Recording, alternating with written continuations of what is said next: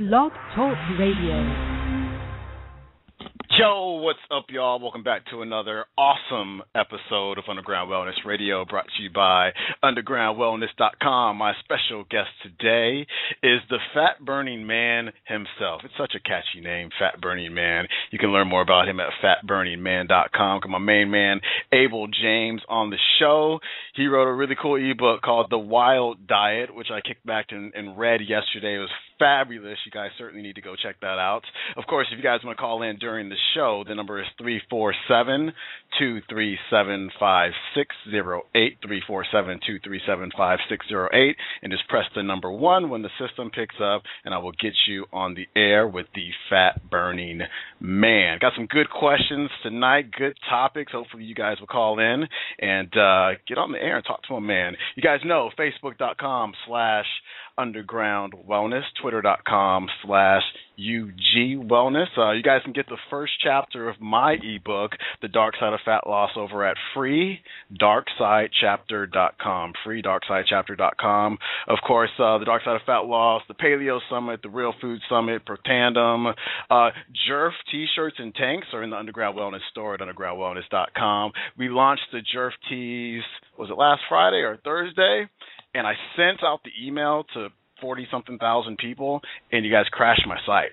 And so it was down for like 30 minutes. So if you went to the site trying to buy a tee after I sent that email, go on back. It's up and running now. And, we got a good handful of them left. So definitely check that out. Might not have a show next week, working on getting somebody booked. I may just take the week off. I need to work on a new ebook, like maybe a 10-20 page ebook for my new website at SeanCroxton.com. If you guys want to check it out, it's pretty much done. It's live on the internet right now, SeanCroxton.com. Kind of more of my personal development, entrepreneurship, live your passion, cash in on your passion, serve the community, and take care of your body type of website. So I wanted to separate that stuff a little bit from undergroundwellness.com. So SeanCroxton.com. Don't opt in for the email list because I don't have anything to send you right now. That's why I need to work on a little report to kind of, give you something that you guys want to add value to your lives. Hey, this week, Thursday, 2 days from now, 5 o'clock Pacific time, 8 o'clock Eastern time, my main man and I, Reed Davis, who is the founder of Functional Diagnostic Nutrition, are doing a free webinar. So if you go to F as in Frank, D as in dog, N as in Nancy.tv, you can get registered for that. Again, that's this Thursday, 5 o'clock Pacific time, 8 o'clock Eastern time, same time as the show. And the webinar is called What Your Alternative Practitioner May Not Tell You About Adrenal Dysfunction. Reed has been working with some really smart guys, really getting down to the root of adrenal research and what's going on there. So we're going to cover some great topics. Of course, we're going to tell you about the Functional Diagnostic Nutrition program, which is, as I said in the other email, yesterday's email, the best decision or one of the best decisions I ever made in my life. Completely changed my whole mentality when it comes to health.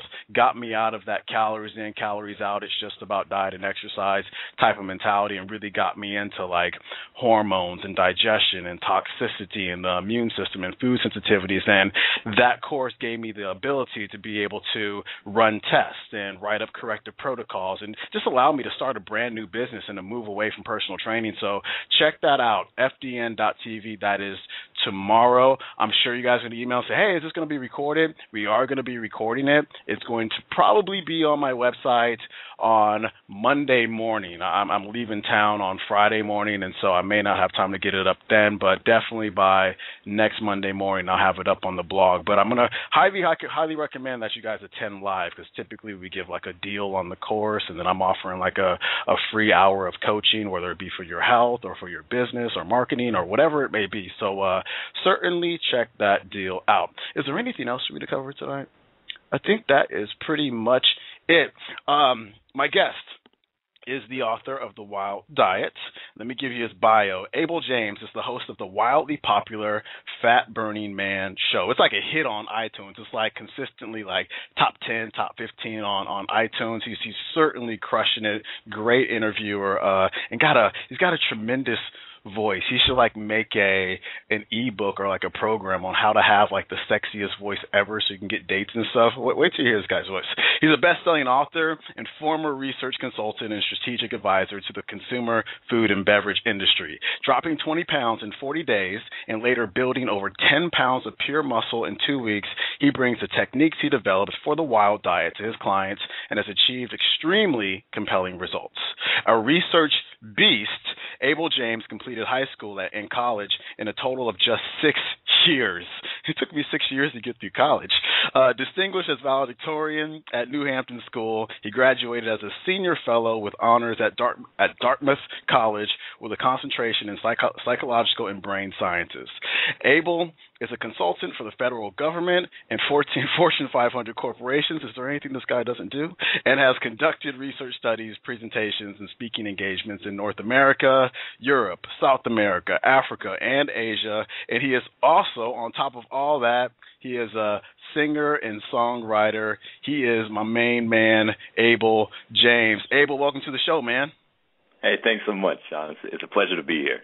Pleasure to have you here. It's always good to speak with another author as well as podcaster. You're a researcher as well. You do a whole lot of stuff, man, as I just said in your bio. So tell us how this all came about. What's your journey been like? All right. So I didn't start off knowing everything, and I certainly don't claim to now.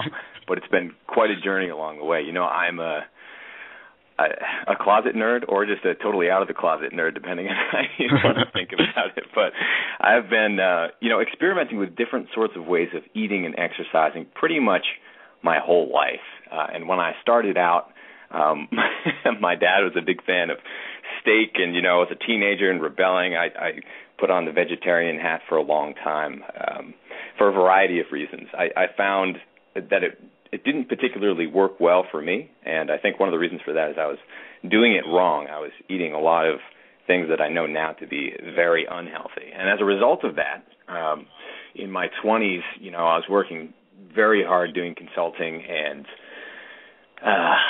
stress was just all over my life. I was dripping with it. Mm-hmm. And at the end of all that, I came home one night on a Friday night, and I had just moved to Austin, Texas from Washington, D.C., and everything that I had, including my apartment and anything in it, was up in a wall of 30-foot flames. So I lost everything. And wow. When that happened, I was just fighting to sort my whole life out, and I realized that the one thing that I could control, while everything else seemed to be out of control, was my health and my own body. So I really dug in deep to the research then, got into old bodybuilding textbooks and all around the fringe, and dabbled in scientific journals and all that. And what I came up with was not at all what conventional wisdom seems to tell everyone. It's very much upside down, huh, of the recommendations? Oh, it's bonkers, especially having... Yeah, I was on the low-fat wagon for a long time, and now I'm just spooning butter into my mouth, literally, because I know it's good for me. It's crazy. Spooning butter, taking shots of coconut oil, the stuff that, gosh, if I think back to, 6-7 years ago, if I was that same guy and I knew what I was going to be talking about, these days, I would have thought I was crazy, man. Telling people to eat butter and coconut oil and to eat the skin on the chicken and things like that. It's totally wild. Hey, I got a question for you. How did you come up with the name Fat Burning Man? Because it's just so catchy. Did it pop into your head one night? Yeah, it did. A lot of things kind of come in dreams, and I always have a notebook around. So I don't remember exactly how it came, but it was this idea that it's not my name. It's almost like a persona, like a superhero, right? It could be anybody. And so when I came up with it, I wanted to, the way that you change people isn't by telling them what to do. It's by being that example of what they want to be. You know what I mean? So it's like, as much as we tell people that fat isn't bad for you, if it's the right fats, and all of these other things, it's more important to see for them that it works. And if you want to convince your close friends or family, those are the hardest ones to get to. But the way to get to them is always by leading by example. And so that's when I started this whole endeavor. That's what I wanted it to be. Teach people by your story, your example, and the results that you've gotten. I was on your show a couple of weeks ago. Actually, it just went live last week, and I was talking about. Thank you very much. I was talking about my new website, SeanCroxton.com, and some of the things I was going to be focusing on. And you said that you're doing something similar as well. You know, Dean's doing as well. We're really very much into mindset because we see how critical that is in getting the results that we want. So I'm reading your book, and great book, by the way. Fantastic. Thank you. Very, very well written. And one of the first thing I noticed is that you split it into 3 different sections. You have the prepare your mind part, what to know, and what to do. Why did you start the book out with preparing the mind? I'm going to eat that one right up. You know, you said my background's in psychology and brain sciences and all of that, and actually my first book was as well. It's just you need to before you start knowing what to do and how to do it, and so many people get caught up in that, the reason they get caught up in it is because they don't really know how to approach that whole thing as a lifestyle choice. You know, and you need to really prepare. So what happens a lot of the time is if people know the how, they can just totally lose, 60 pounds, and it's not that big of a deal because they know the how. But when they get there, all the things that they thought they thought it was fat that was making them unhappy previously, they lose 60 pounds. They get there, they arrive, and they're still a freaking mess. And so I think it's really important to focus on the mind, and the mind just has enormous powers over the body. Like one of the tricks that I often use because I'm a total nut job and type A is visualization. You know, when you're too overwhelmed or when you feel like you're frustrated or you can't get to some answer, you just visualize what you want to have happen. And I believe in the power of the subconscious mind. I think it has amazing effects over the body and what happens in your life. And frankly, I think it's a lot smarter than we are. Very much so. I totally agree. I got a quote from you here. Our struggles with weight have just as much to do with our attitudes about food as they do with what we ingest. Attitude is huge. You know, our thoughts create our feelings, create our actions, create our results. You know, we talked about that on past shows. It's so big. I really want people to get into that. It's not just diet and exercise. And speaking of that, you write that body composition is 80% diet and 20% exercise. But, of course, there's a lot of folks out there that are blaming their weight on their genetics. So where does genetics fit in there? Does it deserve a slice of that 80-20 pie? I think so, but when you're talking about what's optimal for people or optimal for health, everyone, starts at 1. It's all the same. And, we all have different bodies, different bone structures, but it goes far beyond genetics. People have different sensitivities, different gut flora, and all of these things have a huge impact on your body composition. So, yes, genetics definitely play a role in how you look and how you feel and everything else for that matter, but it's definitely not an excuse. Mm-hmm. That's what I don't like hearing is people are just like, oh, it's just my genetics. And I don't really buy that. And with the proper foods that we consume, we can flip the good genes on and the bad genes off, correct? Yeah, exactly. And there's a lot of science behind that. And I don't mean to say that, everyone is going to look like the cover of a fitness magazine. Because, to be honest, the people on that magazine don't look like that either. And that's another really important thing to know is that our idea of what is a normal body these days is tainted by decades of hardcore dieting, diuretics, drugs, Photoshop now, and it's just what we think is beautiful or is healthy is completely out of whack with reality. So some people, there are different body types, and some people are just naturally skinny. Other people are naturally bigger boned, and some people are in the middle. Everyone can achieve a healthy and also, I think, a beautiful normal. Mm-hmm. Photoshop can work wonders for people. You know what I mean? That's true. These celebrities really don't look like that. You know what I mean?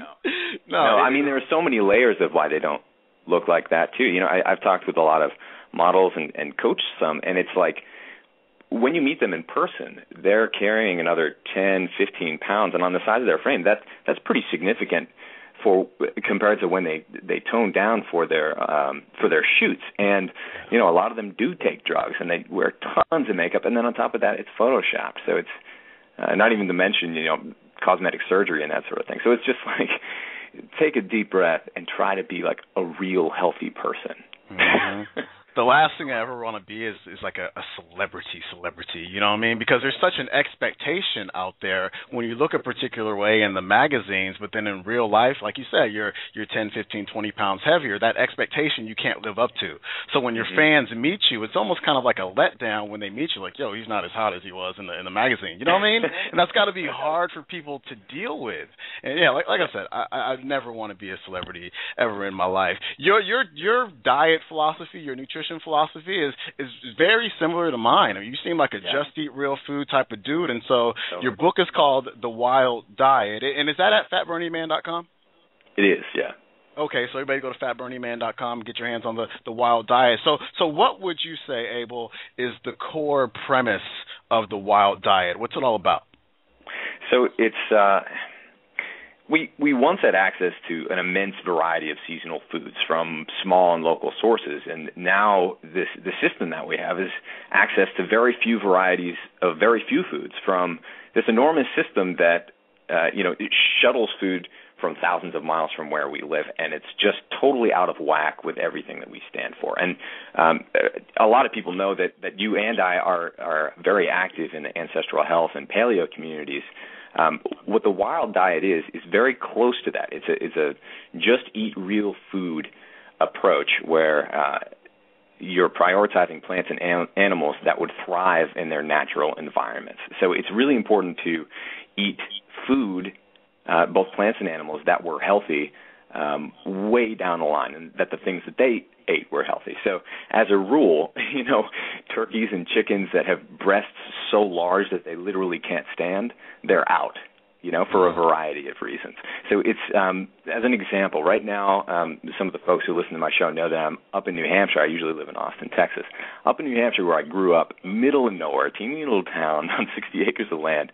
And when I come back here, we literally eat the weeds. Milkweed, we eat wild cranberries, blueberries, and tons of stuff grows here, and it's so different than what you find in the supermarket. And I think the closer that you can get to what would naturally be there, the better off our bodies are, because they know how to eat that. They know how to digest that and turn it into things that are valuable for our bodies and improve our health.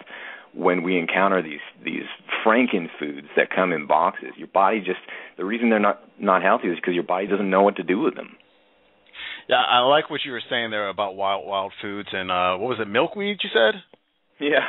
Yeah, milkweed and the wild raspberries or whatever it was that you said earlier. I was hanging out with my friend Holly Drake, who's really into wild foods, and we went over to Lake Murray, which is in San Diego, and we literally just went out there and picked wild foods.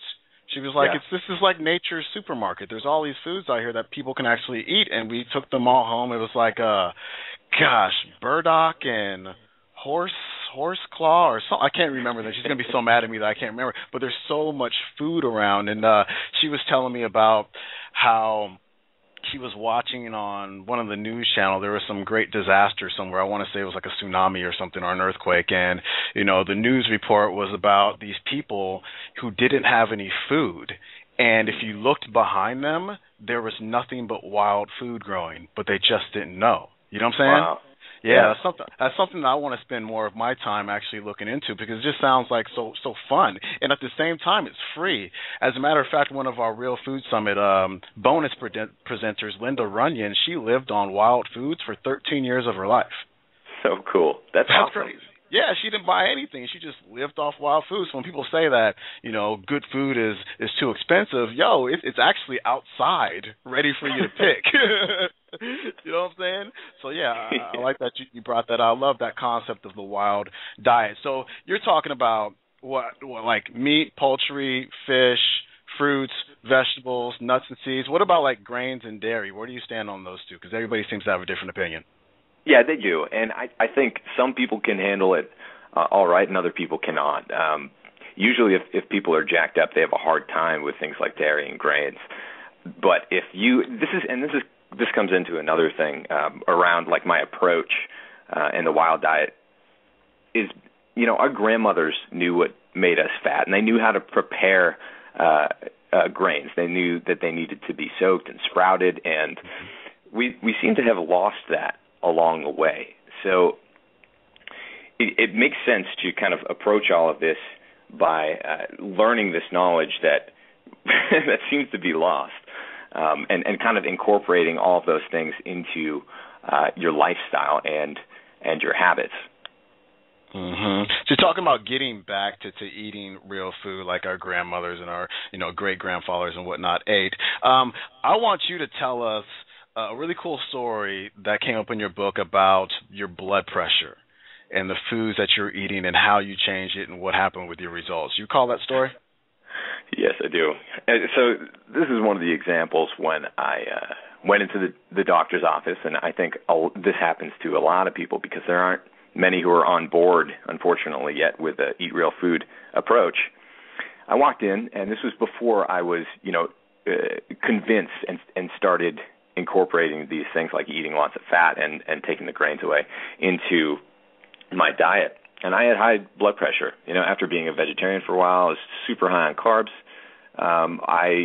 I've always been a runner, a jogger, and sometimes sprinting to track and all that. But in spite of that, every time I went into the doctor's office, my blood pressure would be higher. I'd be a little more puffy. I'd be carrying weight that it just inexplicably was there. And what they would tell me to do is eat less fat, eat more carbs, and run more. And so I kept doing that for a long time.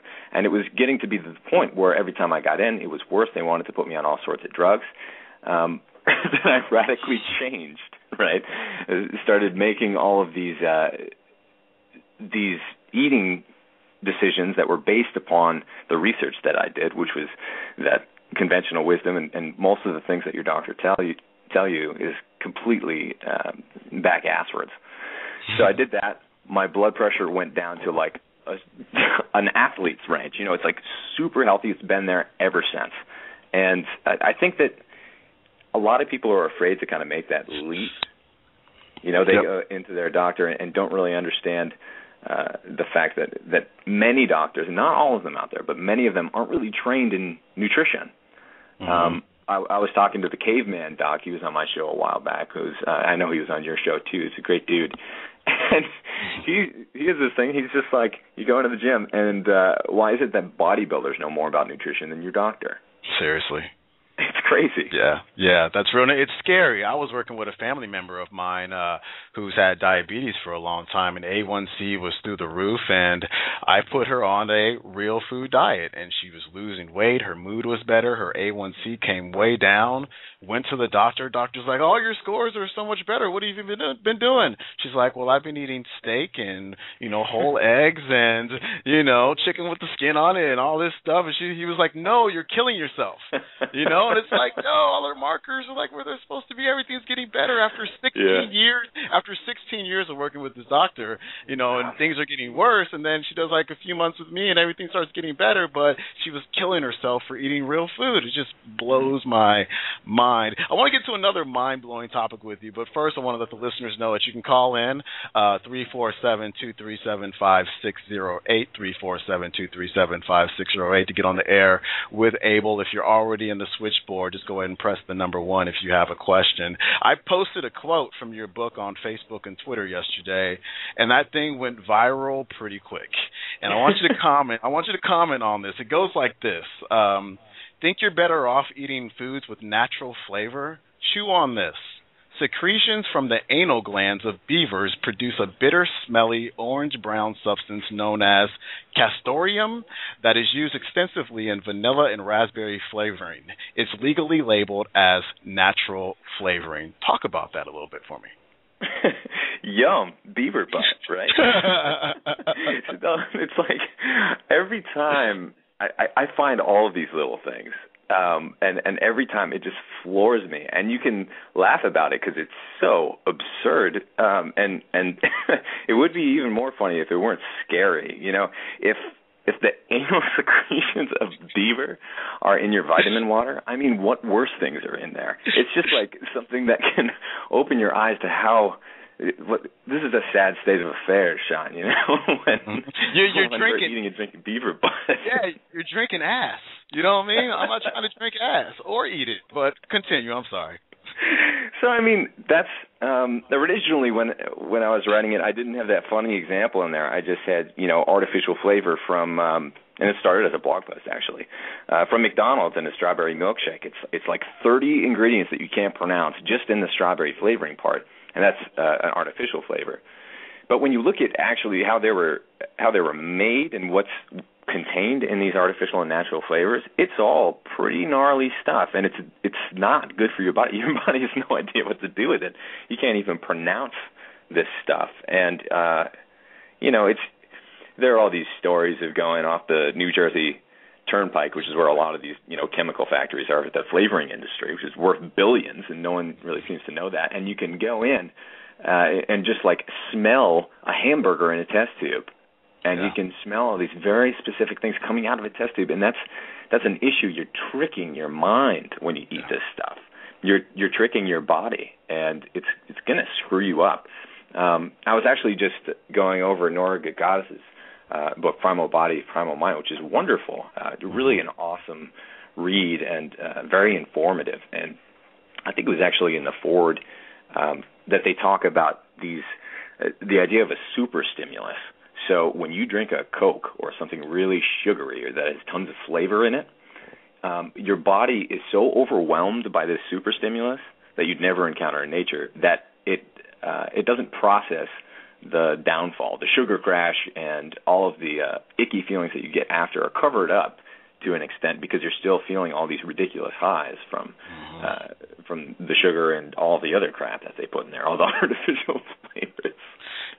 It's nuts. I remember reading about that maybe 10 years ago in Eric Schlosser's book, Fast Food Nation. I was just totally just blown away by that, all the different chemicals that they use to make something taste like strawberry. Like, there's not really strawberry in your strawberry shake if you're at a fast food restaurant. Absolutely not. Right. It's just chemicals. And they're protected by the FDA. They're protected by the FDA due to trade secret laws, I believe it is. So if it ever says natural flavors, artificial flavors, that's a whole list of ingredients that you don't get to know about because of these trade secret laws. I think a lot of people need to know about that. You also suggested playing a little game with your food labels. And, of course, I always recommend, hey, if your food that you're eating has like a nutrition facts on it might not be the best thing for you, for the most part. There are some exceptions. But you say pick up a box of diet ice cream and compare the weight on the front of the package to the total weight of all the servings listed in the nutrition facts. If it doesn't add up, you've just found the hidden chemicals, additives, sweeteners, emulsifiers, and other goodies. It's not uncommon for some processed foods to have up to 50% of their weight completely unaccounted for. Comment on that one. It's a disaster, Sean. It really is. First of all, if people are already converted, I just say stay away from everything with a label on it anyway. You're just going to be better off. And that's not realistic for most people, and I understand that. So one of the ways that I try to convince them along the way is just like start adding these things up. And when they don't add up, it just doesn't make sense. So, yeah, they can hide so much on the nutrition facts and even on the ingredients, like we were just saying with the natural and artificial flavorings. So I just suggest to people that they completely ignore the nutrition facts and just look at the ingredients. And if it has anything that's in there that you don't like or you don't know about, then I would say put it back. It's just not worth it. And, that's one of the games that you can play. And it's crazy because even the caloric value of a lot of these foods is completely inaccurate. They'll underreport it, or another thing that I write in the book is that if something isn't technically food and it doesn't have caloric value because it's not technically food, it doesn't count toward the calories on the label, but it can have a huge effect over what happens to your hormones, your gut, and all your inflammation, your sensitivities.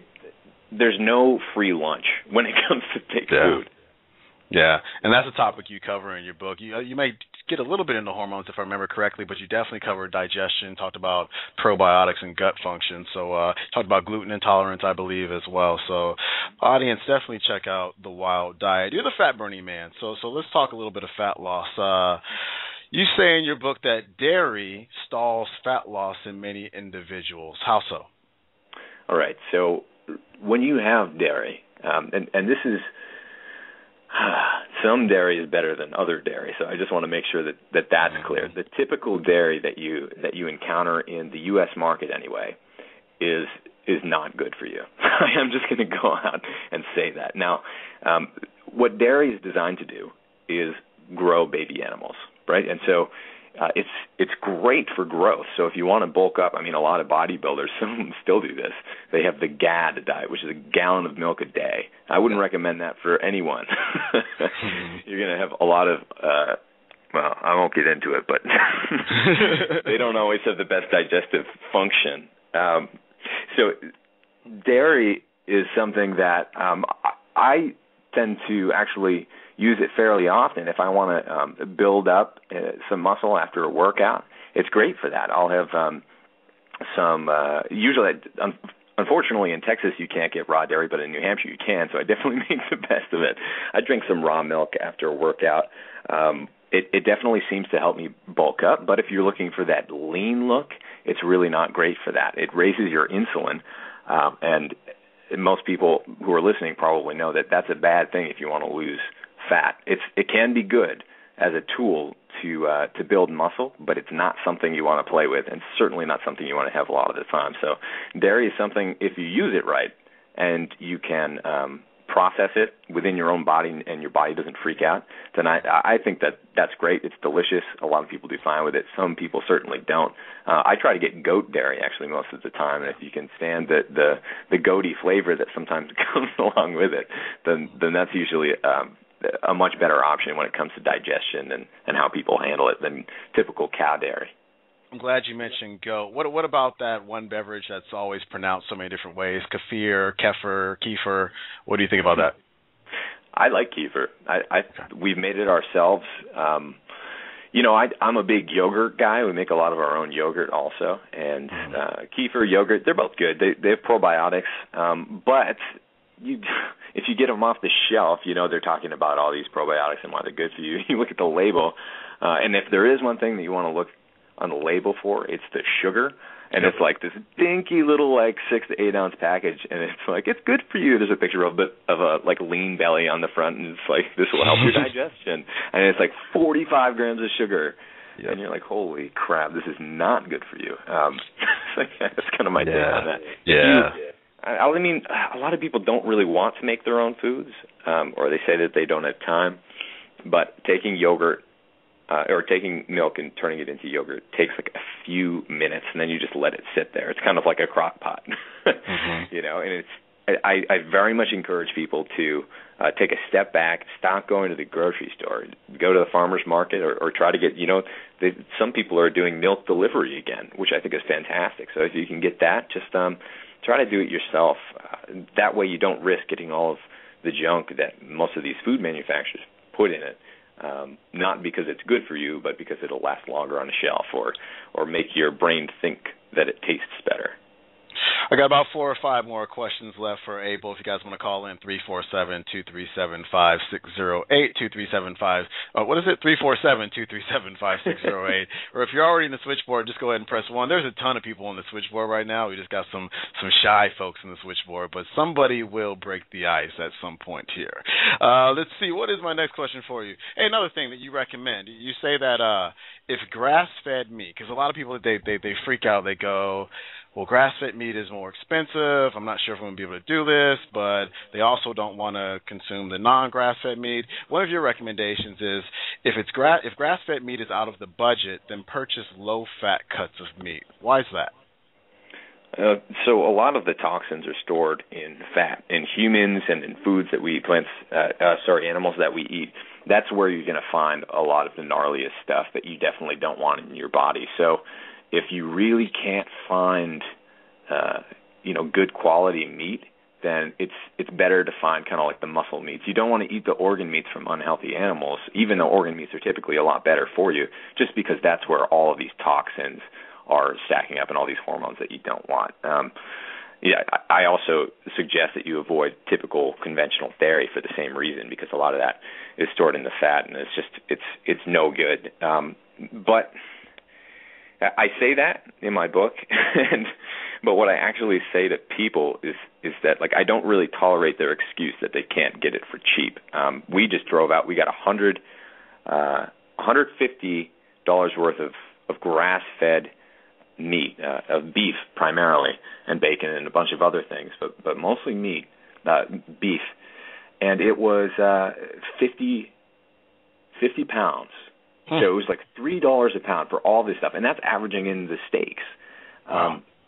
That's in New Hampshire. I know that we can do a similar thing down in Texas, and if you can't do it where you live, then you can order it. At least in America, I know you can order from some great spots that'll ship it to you, and it won't totally break the bank. I mean, conventional beef is a lot of that is expensive too. And the thing is, when you start switching out from like the muscle meats, which aren't that healthy anyway, and you start going for like the fattier cuts or like a big chuck roast of grass-fed stuff, that's going to be cheaper than the steaks that you would eat from conventional sources. So I suggest that people get a little bit more creative with eating organ meats and fattier cuts. They're delicious. I just had beef heart tonight. It was awesome. You know what I have in my freezer right now, and I'm just like, I'm going, what the heck am I going to do with this? I thought I'd order it just for the heck of it from U.S. Wellness Meats. I got beef tongue. Oh yeah. I just made that the other night. Well, how'd you make yours? All right, so the crock pot is awesome for that kind of thing, especially when you're a little bit afraid of it and you don't know how to cook it. But we made it like, it was a bit like pulled pork. So you take the outer wrapping of the tongue off at the beginning, and then you cook it in the crock pot for a while. And I think we used a recipe from George at Civilized Caveman, so a shout out to him. He totally rocks, and I love his recipes. We just put out a cookbook together called Caveman Feast, which is just awesome. But I really walk the walk and use all of his recipes and steal them from him. But I think it was his, and you just shove a fork in there and you kind of shred up the meat, and you put in some, we do a homemade barbecue sauce, and man, it is delicious. It's very similar to pulled pork, a little less fatty, but it just has a great flavor to it. And, you know, it used to be my grandmother raised all of my aunts and uncles and my dad on a farm, and the beef tongue was always their favorite thing to eat. And it's amazing how quickly that's changed. You know, it used to be a delicacy, and now, like, people won't go near it. Yeah, I think I scared like half my audience when I brought it up. So what's it similar to? Just give me an idea. Like, what's it taste similar to? I guess it's pretty, the way that we did it anyway, we spiced it a lot, just because I was eating with my parents and my girlfriend also, and, you know, it's a little freaky to be eating tongue for most people, even if you are weirdos like us. So we flavored it, and so it did taste a lot like, texture-wise and flavor-wise, like pulled pork, kind of combined with like a chuck roast or a roast beef. So it was a really hearty flavor and an awesome texture too. But we shredded, like I said, we shredded it up. We took some forks and made sure to do that, because otherwise it's kind of chunky. So that's one thing that helped all the sauces get in there, and we simmered it for a while so they could really absorb all those yummy flavors. And it was awesome. It's on. It sounds like a YouTube video, man. That'd be great. I know, right?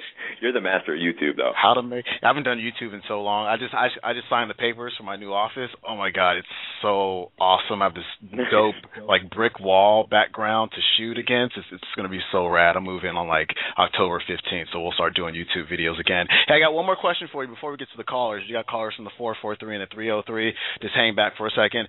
So let's say somebody, you know, just the grass-fed beef just really isn't in the budget, and now they're eating leaner cuts.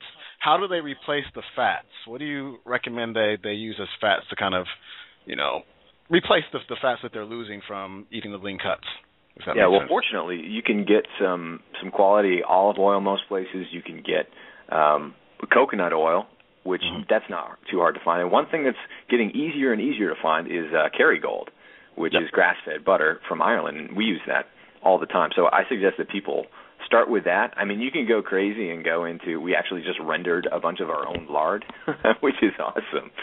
And, wow. And tastes great, but I mean, you don't have to go that far, although it is super cheap, and I would definitely recommend it if you're into that sort of thing. But I mean, you don't have to get crazy. You can just do some grass-fed butter, and I don't really know many people who don't like the taste of it. I know some people who can't really tolerate it that well. So if that's the case, then go for some ghee or definitely coconut oil. Those are the ones that I definitely always have around. That Kerrygold, I can eat it by the slice. It's really good. Yeah. It's awesome. Let's go to the 443 if my switchboard will work. I hate when it does this. Caller from the 443, what's your name, where you calling from, and what is your question? I'm Justin. I'm calling from Baltimore, Maryland. What's up, Justin? How's it going tonight? Man, it's going good. It's been a long time. But I guess my first question would be if the Fat Burner Man recommended that we start with the detox, would that include eliminating certain foods, or how would you jump into a wild eats diet? And then the second was on his website he had the Lean Body program. I was wondering if that was related to the Gaspari Lean Body, or if that's something totally different. All right, I'll start with a detox. So yeah, when you cut out things that are bad for you, that's a detox. Your body is basically going to be, once you give it a chance to cleanse itself, you don't have to actually do a drink lemon juice for 14 days cleanse. You can just eat an anti-inflammatory diet, something very close to what's recommended for ancestral diets, which would be eliminating dairy, grains, and focusing on things that your body can digest well, like quality plants and animal food. So it's kind of an elimination diet. If you do that for a few weeks, once you start reintroducing foods, like dairy is an example there, then you can see whether you tolerate it well or not. Hopefully you're in tune with your body enough at that point that you can kind of listen to it and see if you need an extra trip to the bathroom or if you feel some digestive upset. So I say that people start out as clean as possible with their diet at the beginning, so they really jump in and get a handle of what it's like to listen to your body and understand what it craves. Then you can try reintroducing other things. Like I personally eat some sprouted grains. I always stay away from gluten, but I definitely do make some sourdough breads. And as I say, the closer that you can get to making it yourself and real foods, the better off you are. And as far as the Lean Body program goes, Lean Body is just basically my approach to fat loss. So no, it's not related to any other companies or anything like that. Justin, you have a follow-up? Yes. So the detox, I really want to get my mother who's diabetic. She's in her 60s. Now, say jumping in, head first or, going as clean as possible, that wouldn't have any adverse effects, would it? When you take... Yeah, sorry, go ahead. Oh, yeah, it wouldn't be any withdrawals from having a dependency on unhealthy food or any side effects that would make her feel bad from not having what she used to have before. So whenever you clean out your diet, your body is going to be readjusting. And it's important to note that, yeah, you could get some cravings, some hardcore ones. A lot of people, especially sugar at the beginning, is one that you can really get into trouble with if you're eating tons of it to begin with. It's something that you're going to have a hard time kicking, but once you do, you don't really come back to it. It's important to say that if you are diabetic or if you have a medical condition, it's always important to consult with your doctor. They might not always have the best advice. So I do encourage people to look at the Paleo Physicians Network and other people who are kind of on board with the ancestral approach, just because sometimes the advice does the opposite. You don't want to feed someone who's diabetic more sugar. So, but the advice to always eat the cleanest, highest quality foods that are real and don't come in boxes, that's pretty much going to make anyone healthier. Certain foods are better for some people or worse, but you can't go wrong eating real clean foods. Justin, thanks for calling in, man. Good question. Thank you. Yes, sir. Thanks, Justin. All right, we're going to go to the 303, and then phone lines are open. 303, what's your name? What's your question? Hi, my name is Jill, and I have been eating really real food and healthy food for a while, no industrial carbs, and I was feeling great and losing weight and doing really well, but the more I lessen my carb intake, I have terrible leg cramps that won't seem to go away with any magnesium or any other remedy. Do you know anything about that and why that would be? That's interesting. How long have you been experiencing that? I can control it by eating more carbs. I have to add sweet potatoes or something. If I don't add any kind of carbs and just do vegetables and fats and meats, I end up with leg cramps, and it can go on for, a couple of months at a time. Wow. So how low are your carbs? They were, when the legs cramps got really bad, they were very low. I was just doing a lot of vegetables and a lot of protein. So I'm wondering what kind of ratio you recommend, and is it bad to do no carbs at all? Okay, so there is that's a great question, and that's one that could ruffle a lot of feathers, so I'm glad you asked it. But there's a big thing in, the ancestral community, and the no carb or the very low carb, and then, safe starches and that whole thing. My personal take on it, and this is based on the research that I've read as well as my own personal experience, is that most people are better off eating some carbs than no carbs, and certainly better off eating lower or controlled carb than eating lots of carbs. So, and I wrote a blog post about this not too long ago, about how when I go very, very low carb for too long, personally, I get cranky. I don't feel that great, and my performance starts to be I'm not as happy with the way that I look, feel, and perform athletically. So one thing that really helps me is when I start to feel like that, I just go and grab a sweet potato. And I love them. They're a great, easy option.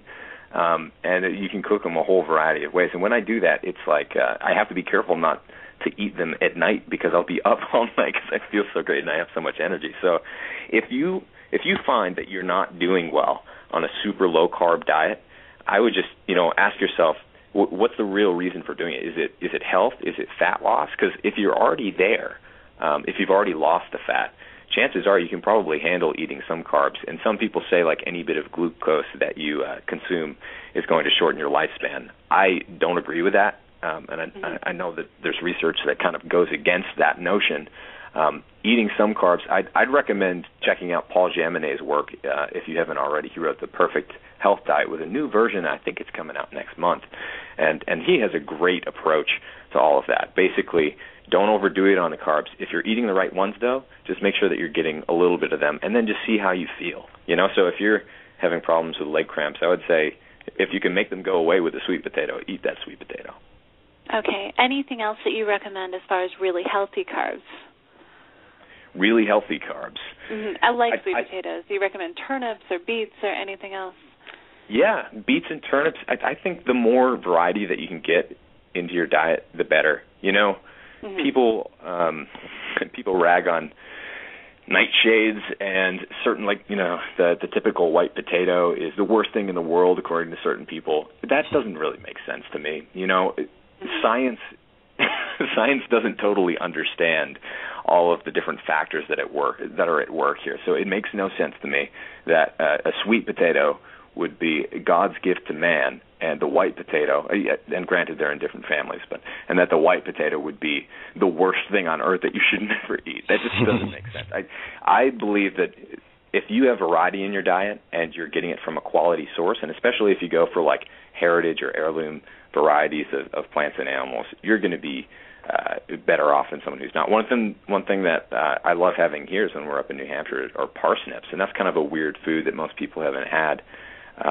But especially if you join a CSA, you get this box of weird foods that you've never seen before, and I think that's great. So yeah, just try to vary your diet, and don't get too concerned with whether a food is good or bad if it comes from the earth and is a natural thing that humans could eat.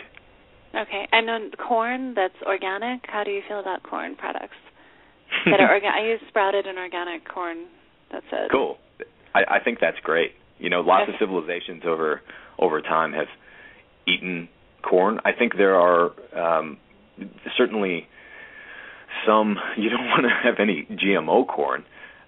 If you can eat it, you don't see that you're gaining fat. You're not going too nuts with it. I mean, it's heavy in starches, but if you like it, I think it's a good treat to have from time to time, especially if it's after a workout or something like that. And if it doesn't upset your stomach and you're getting it from a good source, then go for it. Okay. And then grains like quinoa, do you recommend that sort of thing as well, or just vegetable sources? Yeah, I think quinoa can be fine. That's kind of a pseudo grain.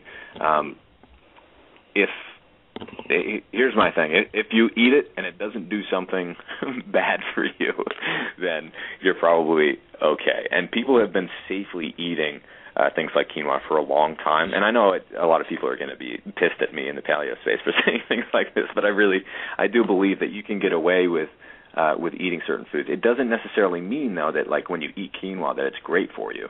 It just means that it's a carb source that might not be all that damaging, and who knows, it might even have some good stuff in there for you. But, if you're keeping, I wouldn't add it in on purpose, really, but if you're trying to kind of reach a good target carb amount of carbs that makes you feel great, then that's a decent option to get you there.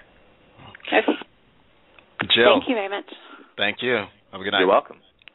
Right, we got 517-864-954. It only takes that one person. As soon as that one person calls in, it just goes nuts.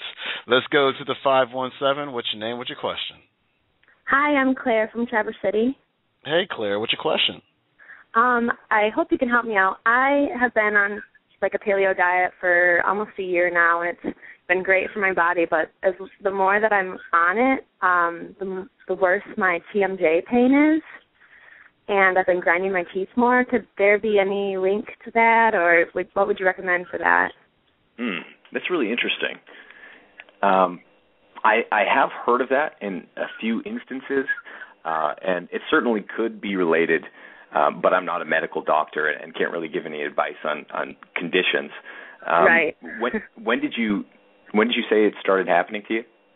Well, I've had like TMJ problems since I was about 16 when I got my wisdom teeth out. So it's been about 8 years now. And it wasn't so bad. It never was like such a problem. It would only happen like when I was having tests and things, like stress, but it seems to be a bigger problem now. And I don't know if it could be with my diet. I don't know. Right. So I think a lot of things certainly could be related to diet. When you first switched over to paleo, you said it was about a year ago. Did you find that it got worse or better?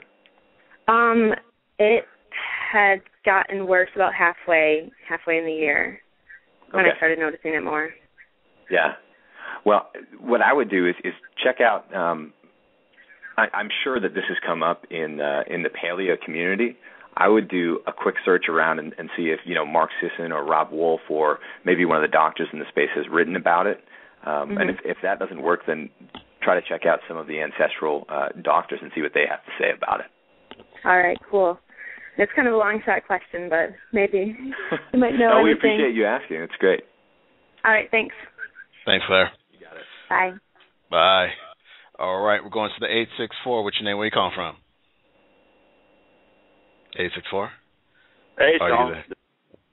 Can you hear me? I can hear you now. Who is this?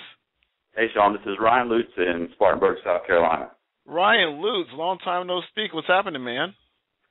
I'm just on a little break, so I'm starting to brush up on the paleo lifestyle. And not brush up, I should say. I'm starting to delve in and try to understand what this whole paleo thing is. Word, I dig it. Are you done with school? Are you in chiropractic school? No, I've got less than a year to go. Fantastic, man. Keep at it. What's your question? My question is, actually I've got two questions, and y'all kind of hit on one, talking about TMJ issues and talking about nightshade, vegetables. So two different callers and he kind of addressed what my question would be, but I've had issues with tight muscle strains in my quads and the extensors of my arms. And I just wondered if that resonates, that strikes any chords with you guys as to what might be going on nutritionally. And these happen after working out. After working out? Yes. Interesting. Okay, so are your carbs low, or have you gone super low carb and then high carb or anything like that? Well, I've just recently started adding carbs back into my diet probably 2 months ago. How's that going for you? Yeah, I think it's helping. I've bulked up a little bit, so yeah. I can't say it's going bad. I might have added too much carbs. I'm not really sure. I know that with me personally, when I go too low carb, I definitely get some cramping, and I start to lose mass, which is kind of strange. But when you add carbs back in there, a lot of times you can recover a lot more quickly than if you don't have enough. It's a tricky ratio. One of the things that happens when people switch to paleo is they're like, oh, wow, no carbs is great. You know, they start losing all this fat at the beginning, and then they start doing these crazy CrossFit workouts or something else like that, and then their glycogen runs out, and then you just bonk. You hit the wall, and you feel like crap, and you're like, what happened to my life? I don't feel like doing this anymore. So it's really a tricky ratio to get to, but I would say try to see what's happening with the carbs and make sure that you're eating enough of them at the right time. So if you go for a hardcore workout, usually I have a little bit beforehand and a larger amount after the workout, and that helps me recover a lot better. I was running marathons both ways, on like the conventional sugary diet with the goop packs and stuff like that, as well as on the more paleo, starchy carbs approach. And you really, man, if your body isn't used to burning just fat and you go no carbs, you're somewhere in between, you've run out, it's pretty rough stuff that happens to your muscles. You can definitely get some cramping, and you don't recover that quickly. So keep trying that. If you're not gaining fat and you're eating carbs and you're feeling better, then I would say go for it. Okay. And another question for you guys. What would be the top 5, so say paleo starches that you would add in after the workout, before the workout, and what are the top 5 or most common foods that you're consuming on a paleo diet, say daily or weekly? That's interesting. Maybe I'll start with that, and Sean can fill out some of the others. I'll start with the foods that we're consuming a lot of. I eat eggs pretty much every day, and that would freak a lot of doctors out. But I love eggs. I think that they go pretty well with bacon. I don't think there are many people who would argue with that. Coconut oil is another great source for, if I do have, just for the people out there who don't know, I have low carb days and I have high carb or higher carb days. And on the low ones, I try to bump up the ketones by eating quite a bit of coconut oil.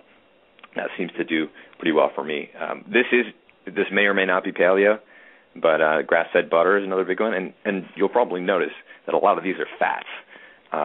And I encourage people to try a high-fat diet, so not being afraid of it. And Sean and I talked about these things a little bit earlier. And as far as the carbs go, sweet potato is my number one, I would say. White potatoes, especially if you get the varieties that are a little bit older, rarer, harder to find, you get them from farmers markets and things like that. They're not all that bad either. I certainly eat them myself. And I like carrots. So I think I did 3 and 3. Maybe I stuck a 4th in there. But what do you think, Sean? Well, getting to the first question, I'm a huge fan of steak. Have you ever had those steaks from U.S. Wellness Meats, so like the Delmonico steaks or something like that? They are really good. I eat those pretty frequently. I like crab. I go to Whole Foods and I get the crab clusters, the king crab clusters, pretty frequently. They're quite tasty themselves. I'm a duck guy. I like eggs as well. And as my audience knows, I probably talk about it every couple of weeks, I'm a huge fan of the Vitamix. I don't like vegetables. I've never liked vegetables. You know, I'm the health guy, nutrition guy who doesn't like vegetables, but I put them in that Vitamix, you know, my kale, my cucumber, some mint maybe with a little bit of pear, some celery. Oh, banging. Just banging green drink. I love that. And you know, those are my go-to meals right there. In terms of the carbohydrates, I'm in complete agreement with you and your list. Right on. Oh, Ryan, does that answer your question? Pretty cheap right now. Lobster's cheap right now, really? Up here it is. Yeah, it's crazy. I guess they had a glut of them, so we're eating those at least once a week. Yo, is there a bacon shortage right now? I think I saw it on my Twitter today. What? Have you heard about that? Because my last several times going to Whole Foods, they haven't had bacon. And I was like wondering what's going on. And then I was glancing my Twitter thing today, my tweet deck, and there was like a couple things about a bacon shortage. So I was just, man. That would suck. Better stock up before people figure that out. Yeah, that would suck big time. Yeah. Hey, Ryan, man, good to hear your voice. Sean, I appreciate it. Yes, sir. We're going to do a couple more calls, and then I'll let Abel go. We'll go 954 and 512. Don't forget that Abel's website is fatburningman.com, and his podcast is pretty darn rad. And check it out. 954, what's your name? Where you calling from? Hey, Sean, it's Darren in Florida. How you doing, man? Darren McDuffie. What's happening? I'm good. Yeah, man. It's Darren McDuffie. Had a question for Abel.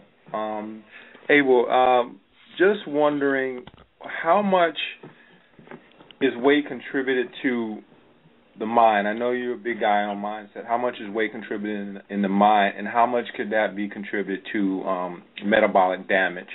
So, for instance, if someone has been on a diet and they have lost some weight on a diet before, but now that they're trying to do it the right way by resetting hormones and such, now there seems to be a stall in the process. So I'm wondering if it's more of a mind thing than anything else, or it's more, if it could be more on the metabolic damage side, since this person has been overweight for probably most of their life.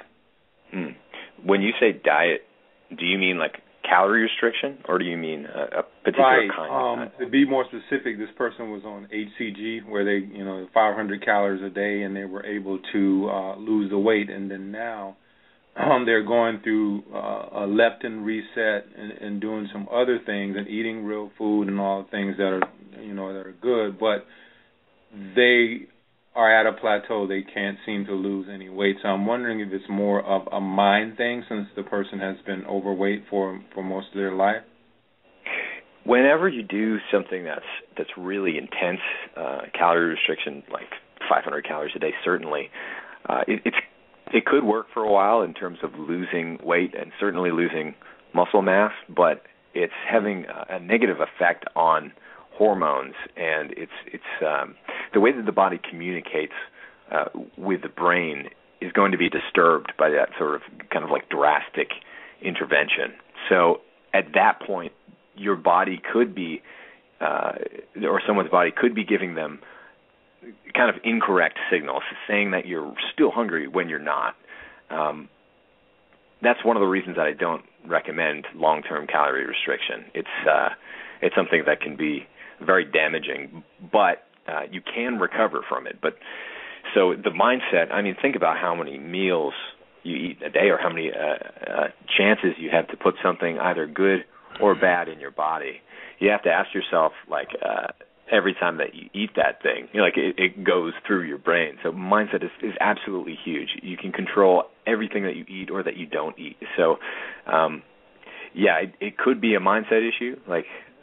A lot of people say that their diet's clean when it's not so much, and the mind is in control of all of that. So if you have it all dialed in, then you're going to be better off than not. So I'm not sure if I have a great answer to that question, but it could go either way. There could be some metabolic damage. That doesn't mean that all hope is lost, though. You're going to be, or this person is going to be absolutely better off if they're sticking to eating real foods and not being afraid of eating food and that making them fat. Right. Hey, Darren, are you signed up for the webinar on Thursday?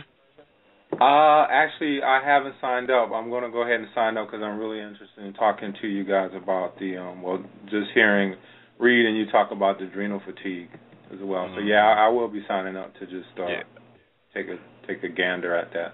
I think you'll get a lot out of that. I know personally, working with clients, especially those who had been yo-yo dieters or those who had lost a significant amount of weight with significant calorie restriction, they always had tapped out adrenals for the most part. And cortisol production was really low. The hormones were off. Testosterone was low. For a lot of men, the estrogen was high. And, those hormonal issues going on there could be at the root of what's going on with your client. And, of course, you always want to ask some of the other questions that we've covered in other shows, like how's their digestion, going? What's their mood like? How's their libido? How well are they sleeping? Some of those other things that, typically people don't really ask their clients, and see what's going on with that. And the testing that we do with FDN really paints a good picture, and when the client looks at it, they're like, oh, and when you look at it, it really starts to make sense. And so certainly check that out on Thursday. Yeah, I will. All right. For sure. All right, Darren, thanks for calling in, man. All right, thanks, Sean. Thanks, yes, sir. Okay, we're going to go to the 512, then the lines are open. I got like one or two more questions for Abel and myself. But 512, what's your name? Where you calling from? Hi, it's Alfredo from Rockdale. Alfredo, man, it's been like a year since you called into the show. Where you been? I know. I've just been, getting done, finishing up my school and just working, just trying to keep them, keep on with it. I've still been listening to the shows and, still looking at the videos and still trying to, maintain my health. I've lost 80 pounds. What? Wow. Yep.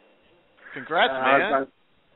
Yeah, pretty. I mean, it's all the information you've given us and all the people that you talk to that help me definitely keep a better, healthier lifestyle, That's right. Hey, do you have new pictures of yourself on your Facebook page?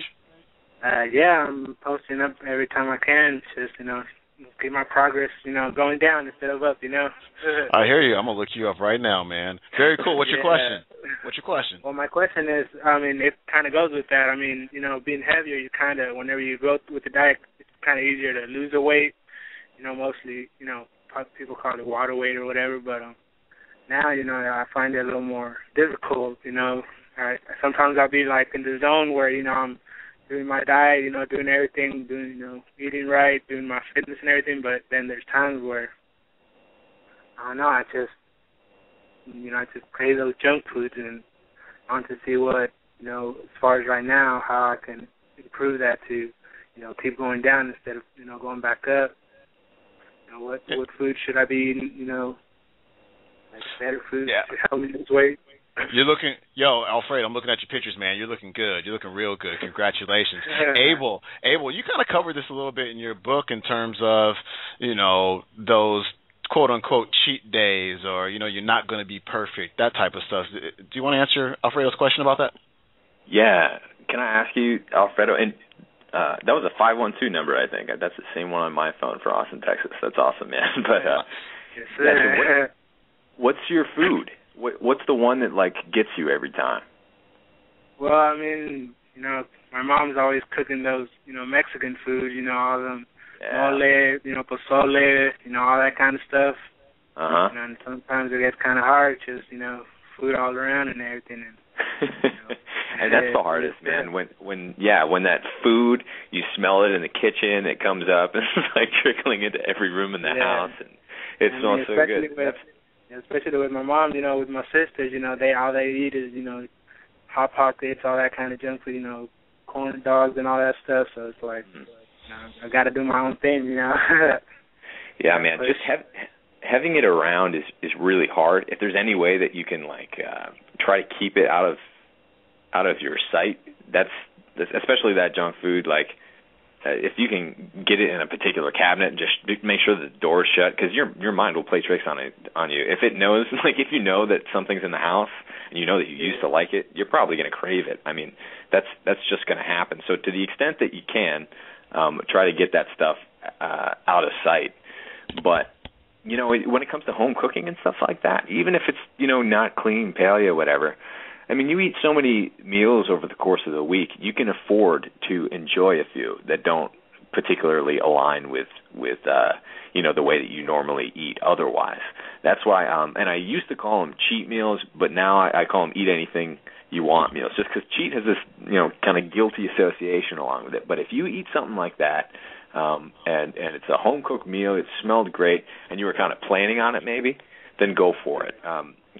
And you can do that it depends on the person, but 1 to 3 times a week. Guys can usually do 1 or 2 more than girls can get away with before things really get bad, as long as you don't stuff your face too much. But try if it comes in a box, like your mind's playing tricks on you. Don't eat it. Even if you crave it, just like don't eat it. And if you same thing with fast food, I would say just like do everything you can to stay away from that stuff, because basically that's like hijacking your whole system, and you think that it's way better than it actually is. But with home cooking and stuff like that, I would just eat it, man, and enjoy every second of it. Just make sure it's not every day.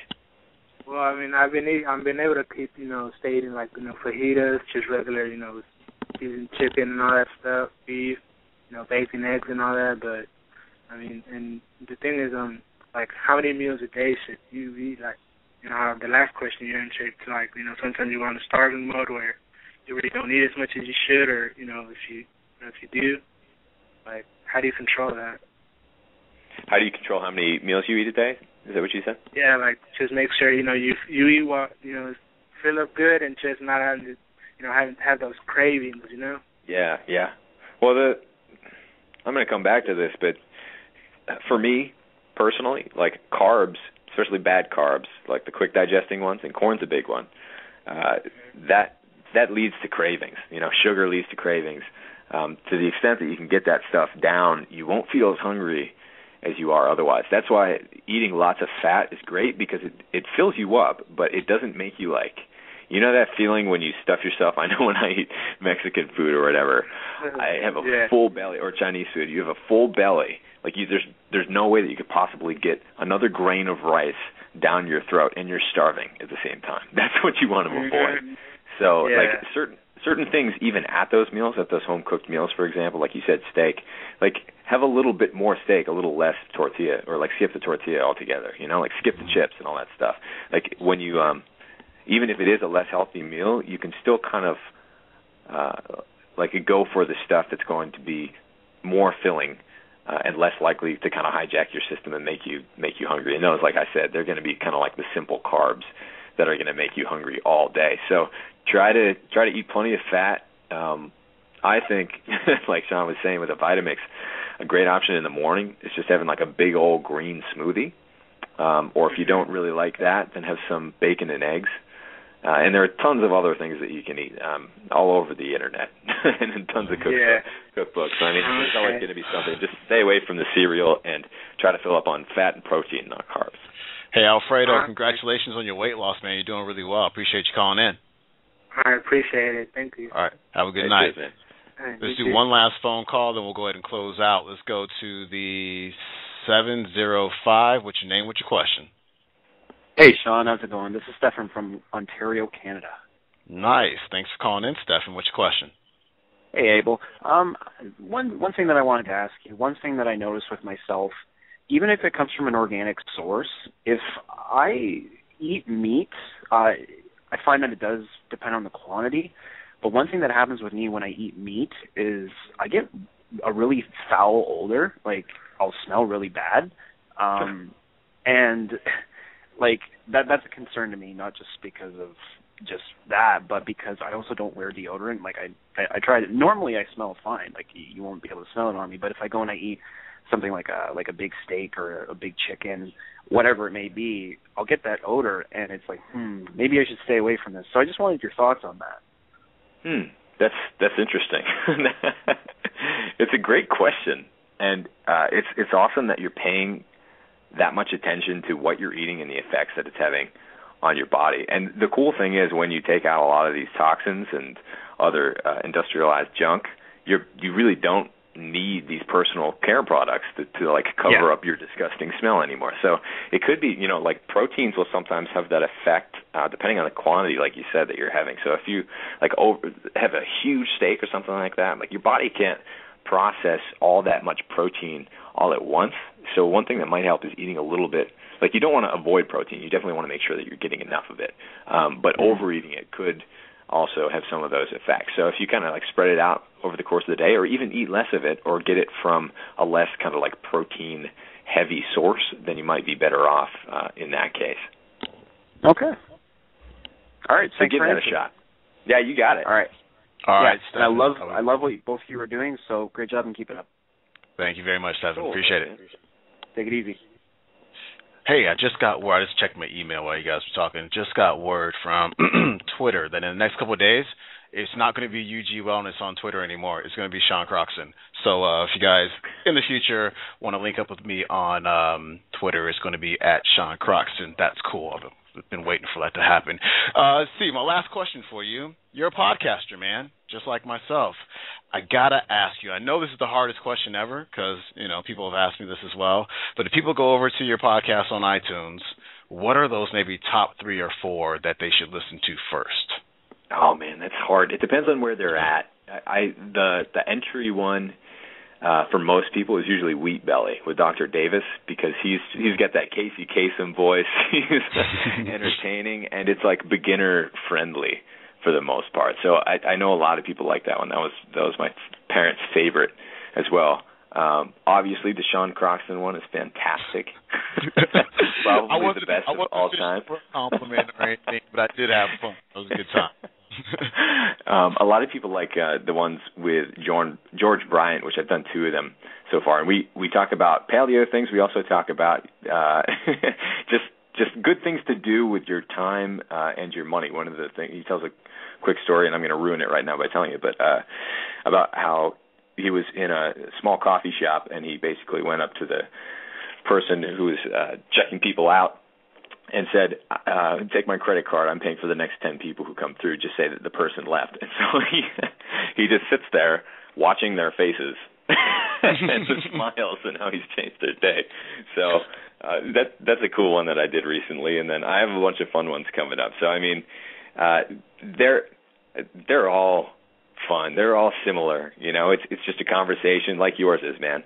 A conversation with 2 people who are like really passionate about talking about health and life in general and trying to help other people transition as much as they can or keep living this lifestyle. Gotcha. So your website is fatburningman.com. You got any other websites out there? Lean Body Community is another website that I have. I have abeljames.com, which you can get some of my music stuff. Yeah, I have a bunch of other websites, but Fat Burning Man, if you're interested in health and fitness and this sort of lifestyle, is definitely the place that you want to be, and that's where you can check out the Wild Diet as well. Fantastic. Abel James, thanks so much. You crushed it tonight. Good job. Right on. Thanks so much, Sean. No problem. Have a good night, man. You too. Cheers. Yep. Thanks, guys, for tuning in. I may have a show for you next Tuesday. I may not, but I certainly won't leave you hanging. If I don't have anything lined up, I'll go ahead and upload one of the Real Food Summit interviews that you guys may have missed if you didn't purchase that. I think that's pretty much it. I think the week after that, I got Kathy Smart on the show. We're working on Lance Roll, who makes some really good bone broth. That's really helped me over the last couple of weeks working on getting him booked and just keeping it different. I'm trying to bring new guests on that haven't been on the show before, and hopefully you guys are absolutely loving it. So check me out, undergroundwellness.com. Pick up your Jerf shirts. Pick up the Dark Side of Fat Loss. Get your free Dark Side of Fat Loss chapter at freedarksidechapter.com. And I'm out. Thanks for tuning in, guys. Peace.